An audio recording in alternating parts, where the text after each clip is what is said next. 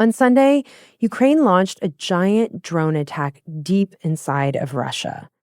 Here's the sound of a video shared by Russian locals in the Irkutsk region. It captures part of the attack.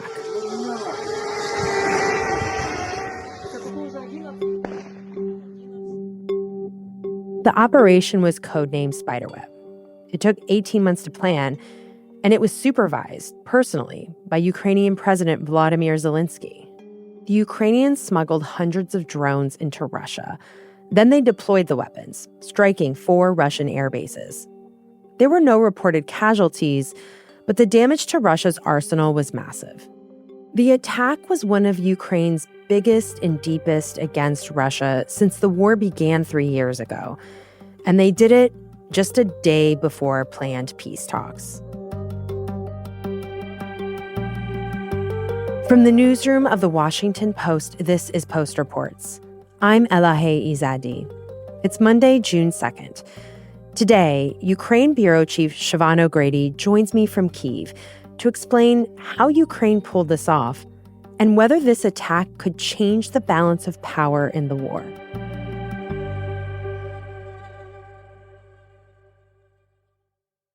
Hi, Siobhan. Thanks so much for joining me today. Thanks for having me.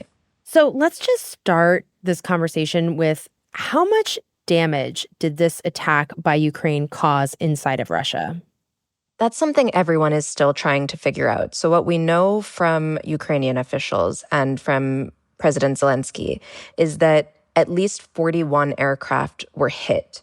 And now the question is how many were destroyed and how many were damaged. So the latest assessments coming out today on Monday are that at least 13 Russian aircraft were completely destroyed and that the other dozens that were hit were at least damaged. So this is a major blow to Russia's capabilities because a lot of these aircrafts, according to Ukraine, were being used to target Ukraine with missiles every night. And so these are the same planes that are launching missiles that have struck civilians in towns, cities, and villages all across this country for 3 years. And for so long, they've been parked out of the range of where Ukraine has been able to attack. And so it took this kind of operation for Ukraine to be able to reach those airfields, which are so far away. I mean, they did this operation over 3 Russian time zones. So these air bases were far from each other and thousands of miles away from Ukraine.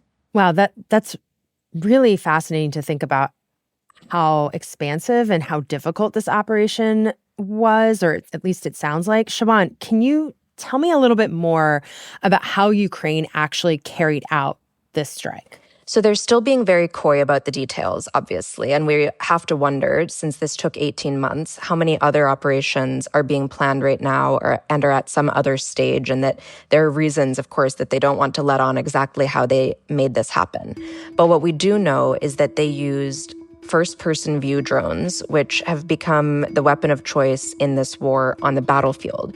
These are typically not used for long-range strikes because they cannot reach long distances. So they can usually fly around 15 kilometers, 20 kilometers, and these are used to strike positions on the front line. And these drones are so small that you can actually hold one in the palm of your hand. And they are civilian drones. I mean, people also use these in the US and all around the world just for recreational purposes.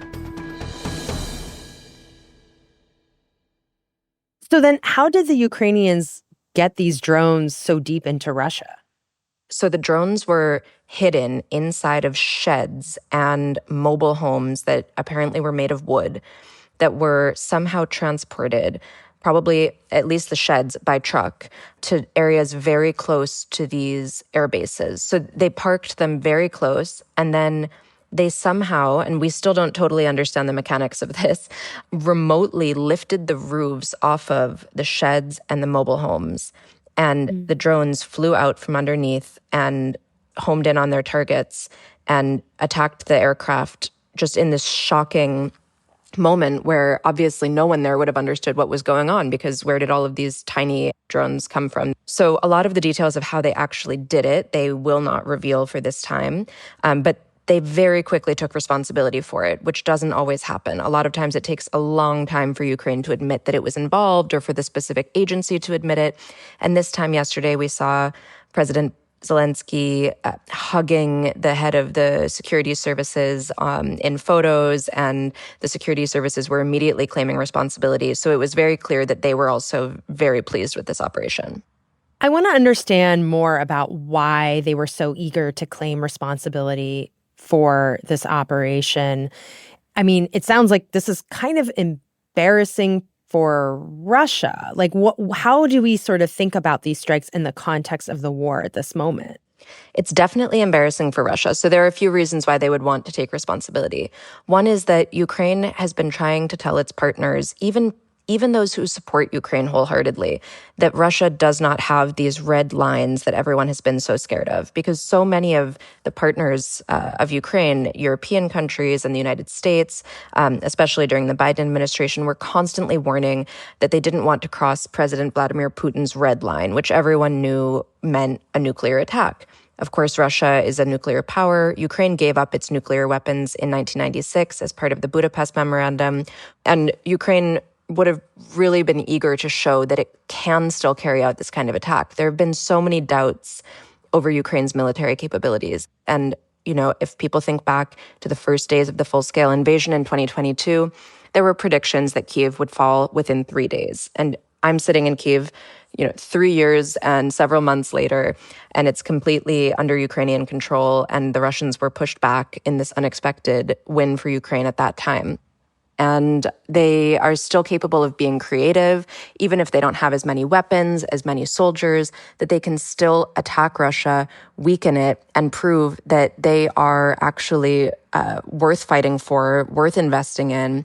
And they hope that Western partners will see that even if President Donald Trump told Zelensky in the Oval Office several months ago that he had no cards in this war, that actually Ukraine does have cards, and that it still is capable of attacking a nuclear power, and it's going to continue doing so in hopes that it has support from all of the countries around it and across the ocean.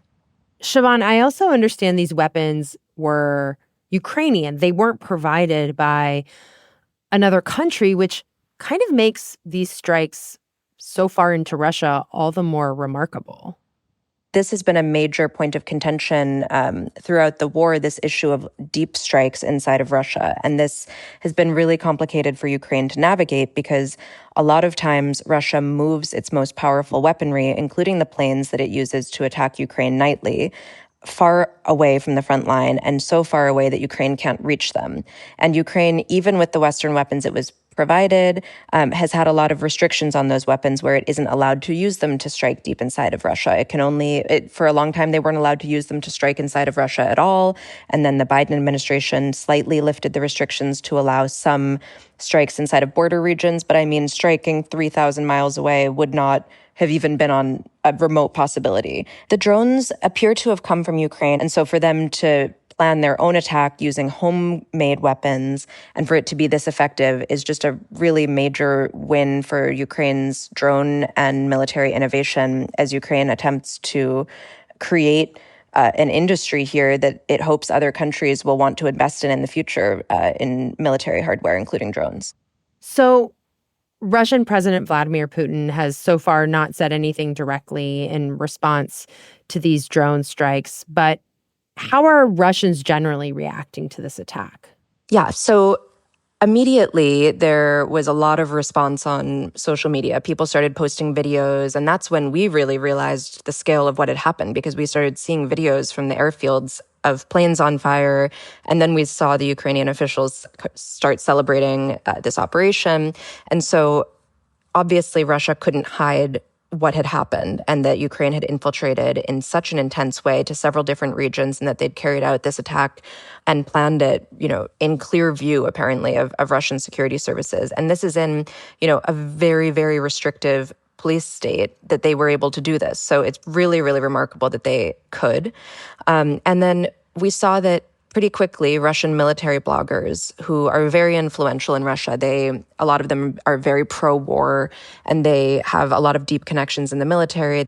They started posting all about the attack and equating it to Russia's Pearl Harbor and all sorts of different descriptions. Well, I wanted to ask you about that because I did see some of these comparisons. And just a reminder, Pearl Harbor was an attack by the Japanese against the Americans in 1941, and that killed 2,400 people, injured over 1,000 more. But it sounds like right now there were no casualties in this attack by Ukraine against Russia. So what do you make of that comparison to Pearl Harbor? Oh, it's completely outrageous, obviously. It's not comparable, but it is meant to also incite that feeling in Russian society, this anger, to justify potential retaliatory strikes by Russia against Ukraine. So then if Russia, last night, on Sunday night going into Monday, we were bracing for potential huge missile strikes from the remaining. Of course, they have other planes still. This didn't take out their entire arsenal. So we were bracing for them to do a huge drone attack.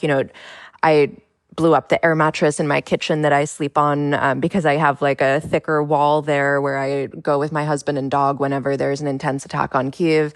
So I was really expecting that, and it didn't happen. So I think it's still possible that it will happen this week, and that they're just sort of stockpiling their weapons right now and planning it. But this is also a way for Russian pro-war sectors to sort of influence public opinion and to really ramp up anger in Russia. Anytime that Russia feels the war, it's good for Ukraine in many ways, because Ukraine wants regular Russians to feel the war and to understand that this war isn't just something happening far away, that it involves their state, because most Russians have been completely isolated from the worst parts of the war, whereas most Ukrainians have been exposed to the worst parts of it. But in this case, it also has that risk of really inciting more anger and hatred against Ukraine and fueling some of those justifications for this very unjust war. So I'm sure that that's what they were trying to do by making that Pearl Harbor comparison.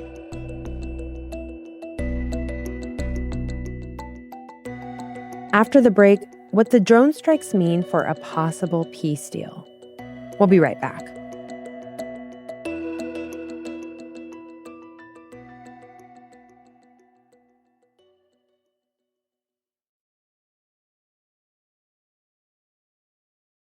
As we mentioned at the top of the show, these drone strikes happened just a day before Ukrainian and Russian officials were expected to meet in Istanbul for these U.S.-backed peace talks. What is Ukraine's position going into these negotiations?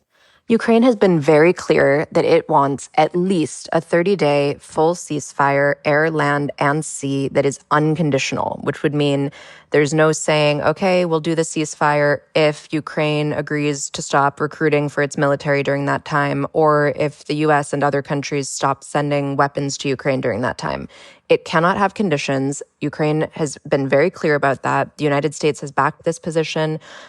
European partners have backed this position, that the first step toward goodwill in any peace process like this needs to be a full ceasefire, so that both sides can understand that the other is serious about peace and can demonstrate, what peace would feel like. I mean, we've now been in this war on a full-scale level for nearly 3.5 years. And of course, Ukraine's also been at war since 2014 in its eastern region. So this would be a major, major deal to have a 30-day ceasefire. But Russia has been really prolonging agreeing to that. And they have suggested other much shorter ceasefires, like, a couple of days at Easter. And Ukraine said, if you can do an Easter ceasefire, then you should be able to do a 30-day ceasefire.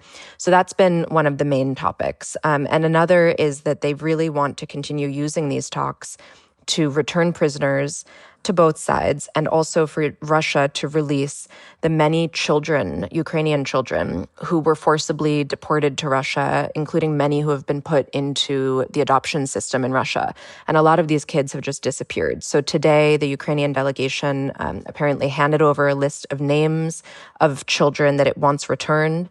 It doesn't want these children to be treated like prisoners of war or exchanged in some kind of prisoner swap. It just wants the children returned home to Ukraine so that they can live their lives as Ukrainians. And that is a major sensitive topic for Ukraine. So we'll see what happens and what comes out of the talks. I think right now we expect another prisoner exchange to happen. One was agreed upon at the last talks in mid-May, which were also held in Istanbul. And those were the first direct talks between Russia and Ukraine since early 2022. So that was a major win for both sides that they each got 1,000 people home.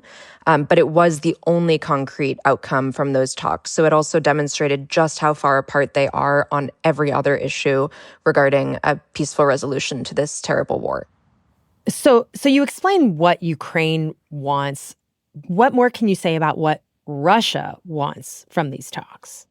Well, Russia doesn't want to concede the territory that it has illegally annexed from Ukraine, and it wants Ukraine also to give up territory that Ukraine still controls. So Russia currently controls Crimea, the Ukrainian peninsula that it illegally annexed in 2014. It also is controlling parts of different regions, and it controls Luhansk region entirely. So it wants Ukraine to agree that the 4 additional regions plus Crimea are Russian territory, and to give up even the parts of those regions that Ukrainian forces still control. And this is just an absolute non-starter for Ukraine. I mean, both sides want things that the other does not want. And so it's been very hard to find any common ground. And I think that's also why Ukraine has been pushing for this ceasefire. So, okay, let's start with the ceasefire and then we can see. Ukraine certainly doesn't want to concede anything before a ceasefire, and it wants to get as much as it can before it starts conceding. So there's no reason right now for Ukraine to give up anything that Russia hasn't already taken. And in fact, it wants to get back the land that it's lost if possible. So it's a very difficult starting position for talks when the two sides just want completely different things. Yeah. Well, and then there's this third player in these talks. We talked about how these are U.S.-backed talks. So where does the Trump administration stand on the war right now and these talks? So the Trump administration did not send anyone to Istanbul today for the talks, which I think is a sign of sort of the lack of faith in the process, even though it's a process that they've backed and pushed for. I think originally President Trump was eager to have the two sides meet, really thought that they could come to this ceasefire, that he would be the one who brought them together. Then we saw that last month, President Zelensky was in Turkey. He was ready. He said he was ready to meet President Vladimir Putin, that he was ready to meet Trump, that he was ready to do a 3-way dialogue between all 3 of them. And Putin didn't show up to the talks. And Zelensky didn't travel to Istanbul from Ankara because his counterpart wasn't there. It's clear that this whole idea that Trump would have this magic wand that he could wave, that he could end the war in one day, as he claimed, that this is just really, really was a major overpromise, and that the two sides remain extremely far apart, and that there's very little that the United States is going to be able to do. And in fact, Russia doesn't really want the U.S. to be at the table because the U.S., of course, is arming Ukraine and providing intelligence information to Ukraine. So there's this very complicated game going on right now where the Russians are trying to draw out the peace process for as long as possible, to not irritate the Trump administration because they do fear further sanctions being placed on Russia. So they're sort of half participating or giving the appearance of participating. Meanwhile, Ukraine really, really wants the ceasefire because Ukrainians are dying every day. But Ukraine also can't just say this process is stupid and we don't want to do it, because they don't want to irritate the Trump administration either. So everyone is kind of trying not to bother the White House while still participating in this process. And I remember the Oval Office visit back in February with Zelensky and American Vice President J.D. Vance and President Donald Trump there. And Trump was berating Zelensky, or sort of lecturing him and kind of saying, you don't hold the cards. You're in a good position. You don't have the cards right now. With us, you start having not cards. Playing cards. Right now, you don't. You're playing cards. Mr. President. You're playing cards. Serious. You're gambling I'm with the president lives of millions of people. And the impression that I was left with was he was trying to push Zelensky to, let go of some of these demands or give in a little more. And I'm just trying to understand right now, with the context of these talks and also these strikes, has Trump's tone changed at all with Zelensky or Putin, for that matter? I think Zelensky left that meeting a hero in Ukraine because he was seen as having stood up to this huge world power that was bullying him And the two had the opportunity to meet again on the sidelines at Pope Francis's funeral in a one-on-one meeting, just the two of them at the Vatican, where they had this very intimate and intense conversation in chairs facing each other very closely. And I think that that sort of helped reset relations. I still don't think that Trump is a huge fan of Zelensky or that Zelensky is a big fan of Trump.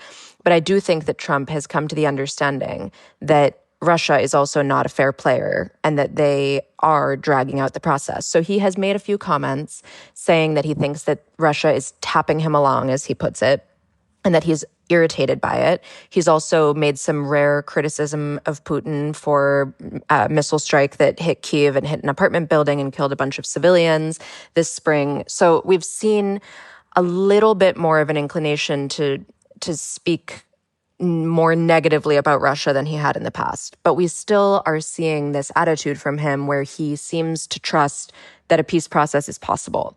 Siobhan, just stepping back now that this attack has happened inside of Russia by Ukraine, and we had, we can see what the sides are talking about today during these peace talks. How would you characterize the state of play in the war right now? Did this strike by Ukraine change anything fundamentally? Will it make it easier to get to some sort of resolution, or are the underlying dynamics pretty much the same? I think it did change the dynamic in some way, at least temporarily, because it really gave Ukrainians a morale boost that they really needed after a long time. And it made people feel more like the fight is worth it, that things are happening, that they see some progress. But it didn't change the front lines. And that's the fundamental issue at hand in the war right now, is that Russia is taking Ukrainian territory. And so it didn't return any territory to Ukraine. It didn't allow Ukraine to push anywhere. What it did was it potentially thwarted future missile strikes on Ukrainian cities and other targets in Ukraine. And it probably saved lives in that way. But it won't change the fact that Ukraine is outnumbered and outgunned on the front line. And that, so far, that hasn't meant that Ukraine has lost the war. I mean, they're still fighting this war, but it doesn't give them this huge boost where they're suddenly going to run through Russian positions or something like that. It's definitely not at that level. So I think it's important, but, it doesn't completely change the calculus. Well, Siobhan, thank you so much for taking time to join me and explain all this. I appreciate it. No problem. Thanks for having me.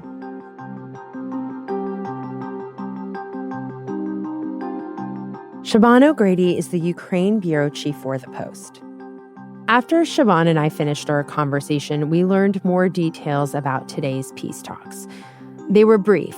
Russia and Ukraine agreed to exchange gravely wounded prisoners of war, captives under the age of 25, and the bodies of 6,000 killed soldiers from each side.